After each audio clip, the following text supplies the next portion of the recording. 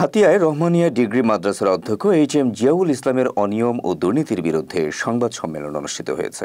বৃহস্পতিবার দুপুরে হাতিয়া রহমানিয়া ফাজিল মাদ্রাসা হলরুমে এই সংবাদ সম্মেলন অনুষ্ঠিত হয়।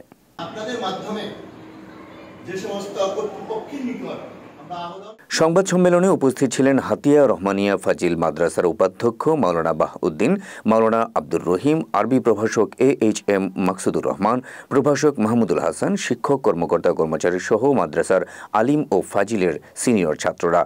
এ সময় উপস্থিত সাংবাদিকদের সামনে শিক্ষকদের পক্ষে লিখিত বক্তব্য পড়ে শোনান মাদ্রাসার সিনিয়র শিক্ষক মাওলানা আব্দুর রহিম। তিনি জানান, মাদ্রাসায় নিয়োগ পাওয়ার পর থেকেই অধ্যক্ষ এইচ.এম. জিয়াউল ইসলাম বিভিন্ন অনিয়মে জড়িয়ে পড়েন। মাদ্রাসায় লাইব্রেরিয়ান পদে একজন থাকা সত্ত্বেও এই পদ শূন্য দেখিয়ে তিনি আরও একজনকে নিয়োগ দিয়েছেন বলেও অভিযোগ করেন বক্তারা। এসব অনিয়মের বিরুদ্ধে ব্যবস্থা নিতে ইতোমধ্যে উপজেলা নির্বাহী কর্মকর্তার মাধ্যমে সংশ্লিষ্ট দপ্তরে পাঠানো হয়েছে। দ্রুত অভিযুক্ত অধ্যক্ষের বিরুদ্ধে আইনানুগ ব্যবস্থা গ্রহণের দাবি জানানো হয় সংবাদ সম্মেলনে। মাদ্রাসা পানা আদায়ের ক্ষেত্রে ব্যক্তি শ্রেণী রসিদ, অর্থাৎ মাদ্রাসার যে আমাদের নিয়ম হচ্ছে